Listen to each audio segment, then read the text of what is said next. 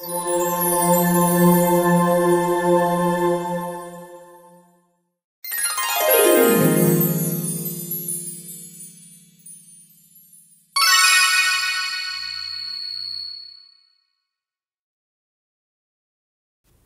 sahabat Catholic Space, salam sejahtera. Semoga damai Tuhan senantiasa melingkupi hati kita semua. Dalam bulan Maria ini, kita akan meluruskan beberapa fitnah keji terhadap Sang Bunda Allah. Kali ini adalah seputar saudara Yesus. Bagi beberapa oknum dari kalangan heretik mengatakan bahwa Yesus memiliki saudara kandung. Hal ini tentunya sangat keliru jika kita melihat kitab suci secara komprehensif. Tuduhan ini didasari pada Injil Matius yang berbunyi, "Bukankah ia ini anak tukang kayu? Bukankah ibunya bernama Maria dan saudara-saudaranya Yakobus, Yusuf, Simon, dan Yudas?" Dalam ayat ini, jelas tidak ada dikatakan bahwa Yakobus, Yusuf, Simon, dan Yudas adalah saudara kandung Yesus. Sedangkan dalam kitab suci sendiri, kata saudara tidak selalu merujuk pada saudara kandung seperti kita lihat dalam Injil Lukas. Tetapi aku telah berdoa untuk engkau, supaya imanmu jangan gugur. Dan engkau, jikalau engkau sudah insaf, kuatkanlah saudara-saudaramu. Saudara-saudara Petrus di sini yang dimaksud adalah para rasul. Yang lain bukanlah saudara kandung dari Petrus. Lalu dalam kitab Samuel kita bisa melihat, merasa susah aku karena engkau, saudaraku Yonatan. Engkau sangat ramah kepadaku. Bagiku cintamu lebih ajaib daripada cinta perempuan. Di sini Daud memanggil Yonatan sebagai saudaranya meskipun mereka bukan saudara kandung. Lalu siapakah Yakobus, Yusuf, Simon, dan Yudas ini? Di sini kita akan melihat minimnya literasi dari oknum yang mengajarkan bahwa mereka adalah saudara kandung Yesus dan konsekuensi teologis di baliknya. Pertama, kita lihat tentang Simon dalam Injil Matius. Simon orang Zelot dan Yudas Iskariot yang mengkhianati dia. Dikatakan Simon itu orang Zelot, maka jelas bukan saudara kandung Yesus yang adalah orang Nazaret.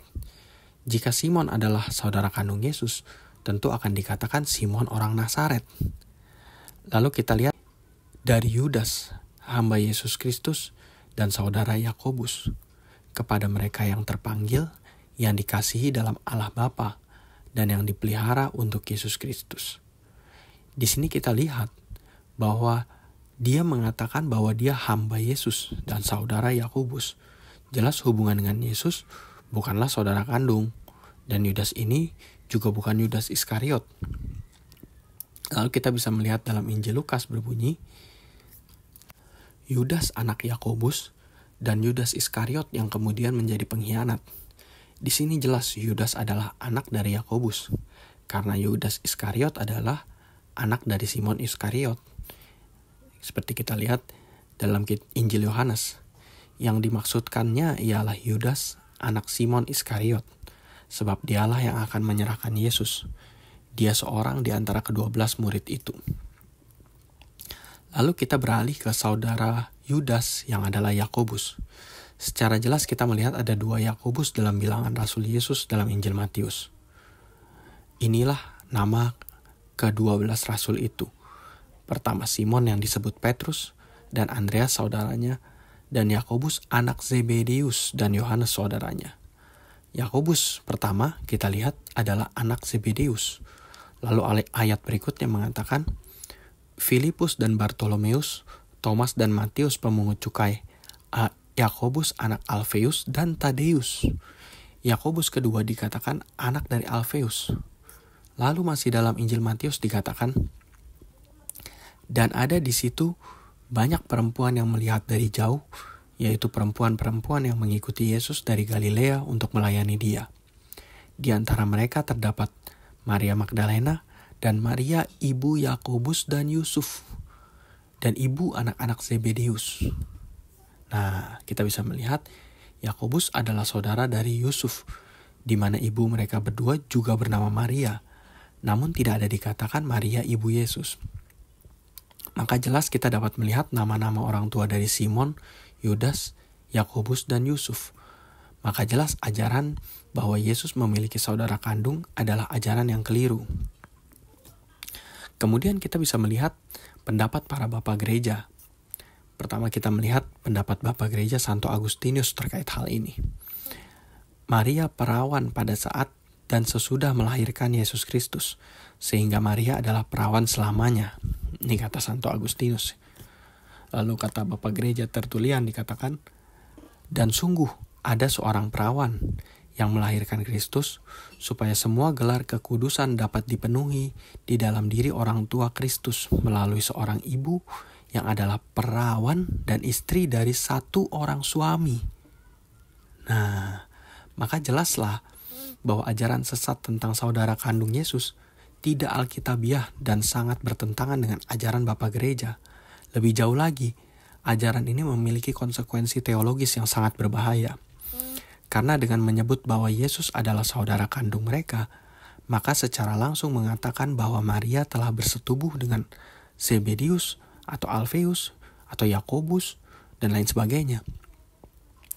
Yang akan berakibat bahwa Yesus bukanlah Allah yang berinkarnasi sebagai manusia. Karena dalam kitab Ibrani dikatakan, sebab imam besar yang demikianlah yang kita perlukan, yaitu yang saleh, tanpa salah, tanpa noda, dan yang terpisah dari orang-orang berdosa, dan lebih tinggi daripada tingkat-tingkat surga. Di sini kita melihat bahwa Yesus sang imam besar itu terpisah dari orang-orang berdosa. Maka tidaklah mungkin ibu dari yang merupakan orang terdekat dari Yesus, yang mengandung Yesus, yang dimana Yesus sempat berada di dalam rahimnya, adalah orang berdosa justru. Maka konsekuensi teologis dari para oknum ini adalah mengatakan bahwa Yesus Kristus bukanlah Allah, bukanlah sang imam besar yang dimaksud dalam kitab suci. Kita lihat betapa berbahayanya ya. Kesalahan pengajaran dari para oknum ini tentunya dapat menjerumuskan umat manusia. Dan jika kita melihat dari buahnya, jelas hal tersebut bukanlah karya dari Roh Kudus. Karena tidak mungkin Roh Kudus ingin menjerumuskan umat manusia ke dalam pemahaman yang salah. Hendaknya kita selalu berhati-hati akan kemunculan nabi-nabi palsu ini, seperti yang sudah dikatakan dalam Kisah Para Rasul, bahwa aku tahu bahwa sesudah aku pergi, serigala-serigala yang ganas akan masuk ke tengah-tengah kamu, dan tidak akan menyayangkan kawanan itu.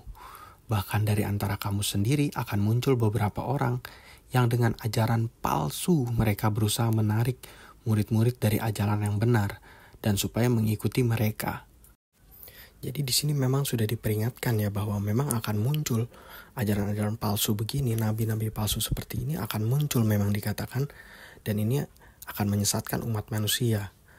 Dan ini justru bertambah berbahaya karena biasa oknum ini selalu membawa-bawa bahwa mereka mengikuti kitab suci, mengikuti Yesus yang benar segala macam ya. Tapi ternyata mereka keluar dari ajaran para rasul dan bahkan berusaha menjerumuskan umat manusia.